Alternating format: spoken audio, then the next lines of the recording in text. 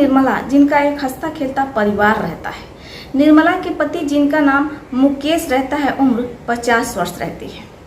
पति और पत्नी जो कि अपनी सभी जिम्मेदारियों से निपट जाते हैं, यानी कि जितनी बेटियां होती हैं, बेटे होते हैं, निर्मला देवी और मुकेश कुमार अपने सभी बेटों की शादी कर देते हैं। लेकिन सभी जिम्मेदारियों से मुक्त होने के बावजूद भी जो मुकेश कुमार रहते हैं वो अक्सर हकीमों के पास जाया करते हैं, क्योंकि मुकेश कुमार जो अपनी पत्नी को संतुष्ट नहीं कर पाते हैं। ऐसे में पति और पत्नी में अक्सर वाद विवाद रहा करता है।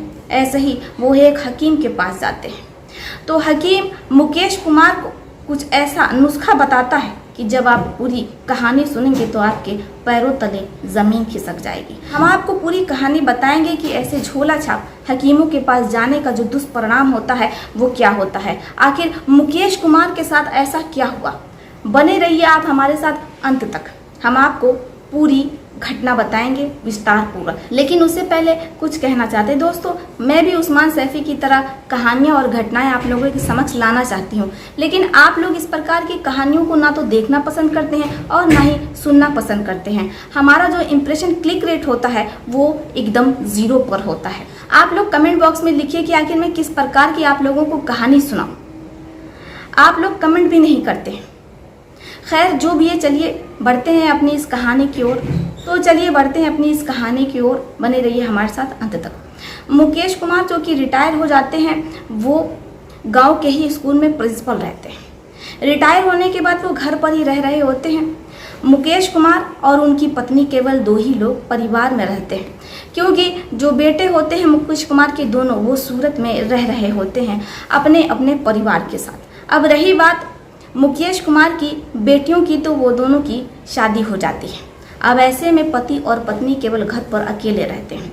दोनों में अक्सर वाद विवाद हुआ करता है। ये वाद विवाद रात से लेकर के सुबह तक होता रहता है। आसपास जो पड़ोसी रहते हैं वो भी परेशान हो जाते हैं कि आखिर पति और पत्नी में उम्र के इस पड़ाव में किस बात को लेकर के इतनी लड़ाई झगड़ा होती रहती है। अब जो मुकेश कुमार की पत्नी रहती हैं वो अक्सर गुस्सा होकर के मायके चली जाती हैं। ऐसे में जो मुकेश कुमार रहते हैं वो ऐसे रास्ते पर चले जाते हैं कि बहुत सी लड़कियों को वो अपने घर पर ही बुलाने लगते हैं। जब ये बात पत्नी को पता चलती है तो पत्नी मायके से ससुराल पहुंच जाती है और अब पति और पत्नी के बीच समझौता हो जाता है। पत्नी कहती है कि अजी ऐसा है कि आप मुझे संतुष्ट नहीं कर पाते हैं, इसी वजह से मैं आपसे गुस्सा जाती हूँ। मुकेश कुमार भी अपनी पत्नी को समझाते और कहते हैं कि देखिए, उम्र के इस पड़ाव में आप जैसी मुझसे आशा कर रही हैं वैसा तो नहीं हो पाएगा। अब जो मुकेश कुमार की पत्नी रहती है वो अपने पति की एक नहीं सुनती। तभी जो मुकेश कुमार के एक मित्र रहते हैं, घनिष्ठ दोस्त, वो अपने मित्र को पूरी बात बताते हैं। मुकेश कुमार के मित्र, जिनका नाम दयालाल रहता है, दयालाल मुकेश कुमार से कहते हैं कि मैं ऐसे हकीम को जानता हूँ जो कुछ ही दिनों में तुम्हारा इलाज कर देंगे और इसके बाद तुम अपनी पत्नी को खुश कर पाओगे। अब जैसे ही मुकेश कुमार ये सुनते हैं तो वो हकीम के पास अपनी पत्नी को लेकर के जाते हैं, पूरी बात बताते हैं। वहाँ से लगभग 3,500 रुपये की दवाएं लेकर के आते हैं और उसे खाना शुरू कर देते हैं।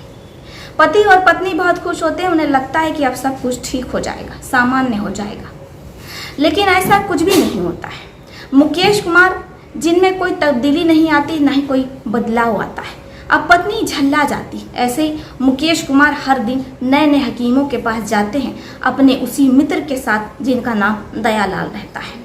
अब मुकेश कुमार के जितने बैंक में जो पैसे बचे रहते हैं वो सारे खत्म हो जाते हैं, क्योंकि मुकेश कुमार जब से रिटायर हुए थे घर पर ही रह रहे थे, वो कोई काम काज नहीं कर रहे थे।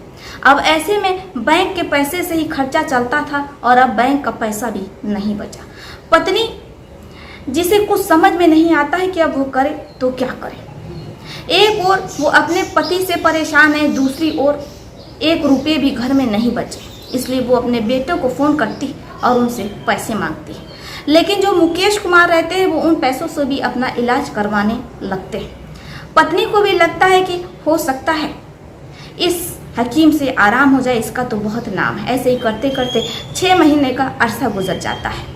सिर्फ पैसे खर्चे होते हैं लेकिन आराम नहीं होता। यहाँ तक भी मुकेश कुमार के जीवन में सब कुछ अच्छा रहता है, लेकिन एक दिन मुकेश कुमार, जिनकी आँख ही नहीं खुलती, जब उनकी पत्नी उन्हें जगाने जाती हैं तो मुकेश कुमार ना तो अपनी पत्नी से एक शब्द बोलते हैं, ना ही अपनी पत्नी की डांट पर फटकार पर वो रोज की तरह एक झटके में उठते नहीं। अब पत्नी परेशान हो जाती है, वो दयालाल को फोन करती है। दयालाल आते हैं, वो भी मुकेश कुमार को जगाते हैं, लेकिन मुकेश कुमार जिनकी अंतिम सांसें थम चुकी थी। पत्नी को जैसे ही ये पता चलता है तो रो रो कर के बुरा हाल होता है। बेटे और बेटियां भी सब पहुंच जाती हैं। बड़े ही भारी मन से मुकेश कुमार का अंतिम संस्कार होता है। पत्नी जो कुछ दिनों तक रोती है, अपने आप को कोसती है कि काश वो अपनी पति से इस उम्र में ऐसी आशा ना करती तो आज उसके पति जीवित होते। लेकिन उसके कुछ ही दिन बाद जो मुकेश कुमार के मित्र रहते हैं दयालाल, पत्नी उनके साथ ही शादी कर लेती है और अब वो दयालाल के साथ ही अपने पति मुकेश कुमार के पुश्तैनी घर में रह रही है। अब वो दयालाल से बहुत खुश रहती है क्योंकि दयालाल जिनकी उम्र 37 वर्ष रहती है, ऐसे में वो मुकेश कुमार से काफ़ी उम्र में छोटे रहते हैं। इसलिए वो मुकेश कुमार की पत्नी को वो सुख देते हैं जो कि वो अपने पति से मांगा करती थी, और इसी सुख के चक्कर में एक पति जो कि इस दुनिया से चला गया। बाकी आप लोगों का इस दुख भरी कहानी के बारे में क्या विचार है? क्या एक पत्नी को ऐसा करना चाहिए? क्या एक पत्नी को अपने पति को इतना परेशान करना चाहिए, वो भी उम्र की इस पड़ाव में? आप लोग क्या सोचते हैं? अपनी भी राय कमेंट बॉक्स में लिखिएगा जरूर। तो चलिए फिर चलती हूँ, मिलती हैं आपसे किसी और कहानी में। तब तक के लिए आप अपने परिवार का ध्यान रखिए। आदाब, सत श्री अकाल, नमस्कार।